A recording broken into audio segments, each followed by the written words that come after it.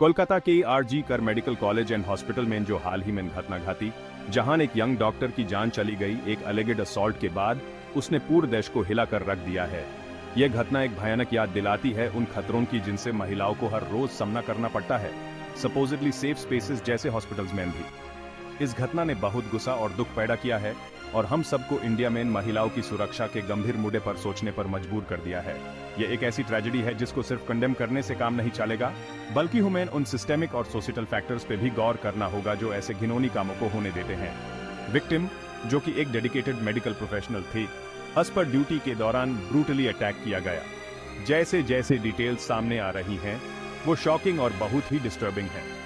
यह घटना कोई अलग थलाक नहीं है, ये इंडिया में महिलाओं के खिलाफ हिंसा के एक बड़े पैटर्न को रिफ्लेक्ट करती है, एक ऐसा पैटर्न जो हर सोशल और इकोनॉमिक स्ट्राटा को काटता है। यह ट्रैजिक घटना उन सिस्टमिक नकमियों को उजागर करती है जो हमारे इंस्टीट्यूशंस में व्याप्त हैं। हॉस्पिटल्स, जो हीलिंग की सैंक्चुरी होने चाहिए, अक्सर अपने स्टाफ, खासकर महिलाओं की सुरक्षा गारंटी करने में असमर्थ होते हैं। एडिक्वेट सिक्योरिटी मेजर्स के अभाव और हैरेसमेंट और असॉल्ट के बारे में खामोशी की कल्चर एक ऐसा एनवायरनमेंट क्रिएट करते हैं जहां परपेट्रेटर्स एम्बोल्डेंड फील करते हैं। इस घटना ने लॉ एंड ऑर्डर को मेंटेन करने के लिए जिम्मेदार इंस्टीट्यूशंस में पब्लिक का भरोसा भी कम किया है। अथॉरिटीज का इनिशियल रिस्पांस स्लो और इनएडिक्वेट था, जिससे पब्लिक का गुस्सा और निराशा और बढ़ी है।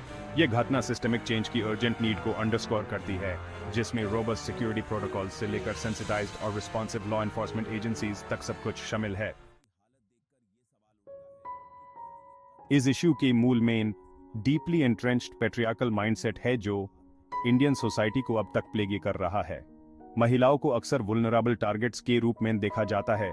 उनकी सुरक्षा एक ऐसी कल्चर से कॉम्प्रोमाइज होती है जो अक्सर उनके खिलाफ हिंसा को कंडोने या एक्सक्यूज करती है।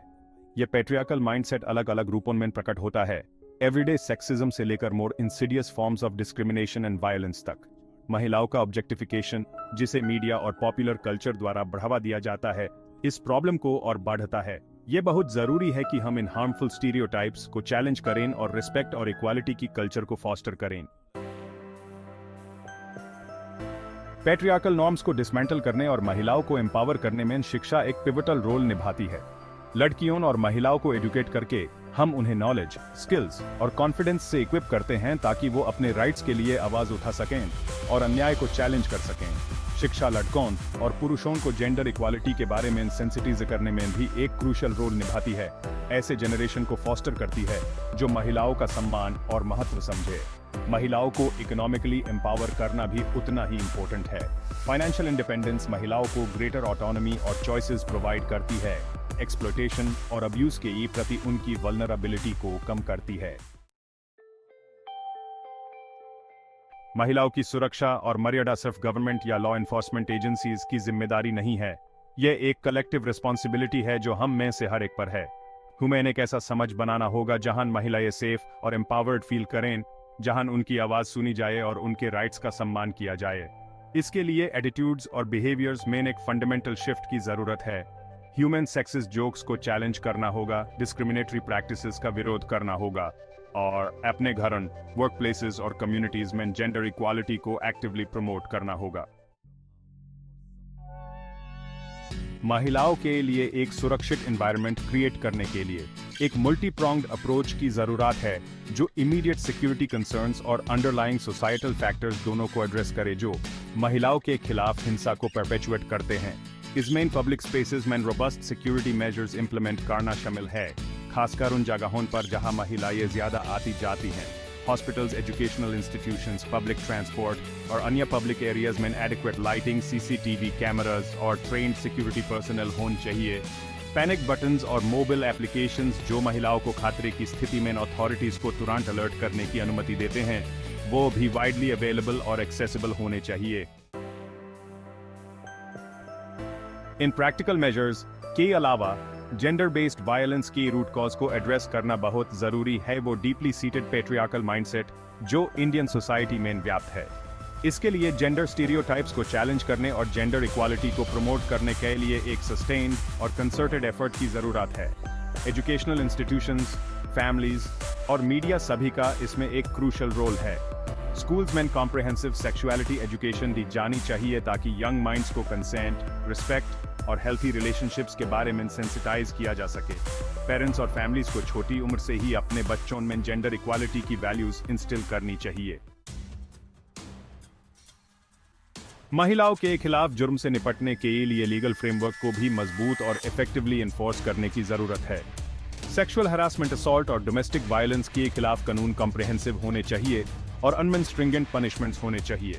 पुलिस फोर्स को सेंसिटाइज और ट्रेन करने की जरूरत है ताकि वो जेंडर बेस्ड वायलेंस की केसेस को एम्पैथी और प्रोफेशनलिज्म के साथ हैंडल कर सके। विक्टिम्स को स्विफ्ट जस्टिस इंश्योर करने और पोटेंशियल परपेट्रेटर्स को डिटर करने के लिए फास्ट ट्रैक कोर्ट्स एस्टैब्लिश किए जाने चाहिए। ऐसे सेफ स्पेसेस क्रिएट करना जहां महिलाएं बिना किसी डर या जजमेंट के अब्यूज की रिपोर्ट कर सकें बहुत जरूरी है। इसमें हेल्पलाइंस, काउंसलिंग सेंटर्स और डोमेस्टिक वायलेंस या हरासमेंट का सामना कर रही महिलाओं के लिए शेल्टर सेटअप करना शामिल है। यह स्पेसेस एक्सेसिबल, कॉन्फिडेंशियल होना चाहिए और कॉम्प्रिहेंसिव सपोर्ट प्रोवाइड करना चाहिए जिसमें लीगल एड, मेडिकल असिस्टेंस और साइकोलॉजिकल काउंसलिंग शामिल हैं। महिलाओं की आवाज को बुलंद करना और उन्हें प्लेटफॉर्म्स प्रोवाइड करना ताकि वो अपने एक्सपीरियंसेस, कंसर्न्स और पर्सपेक्टिव्स शेयर कर सकें बहुत जरूरी है। ये मीडिया रिप्रेजेंटेशन, पब्लिक फोरम्स और सपोर्ट ग्रुप्स के माध्यम से अचीव किया जा सकता है। जब महिलाओं की आवाज सुनी जाती है और उनकी स्टोरीज शेयर की जाती हैं, तो ये जेंडर बेस्ड वायलेंस के बारे में खामोशी तोड़ने में मदद करता है और अन्य महिलाओं को आगे आकर मदद लेने के लिए इनकरेज करता है। A call to action, apathy से एडवोकेसी तक। कोलकाता में हुई ये भयानक घटना हम सब के लिए एक वेकअप कॉल होनी चाहिए।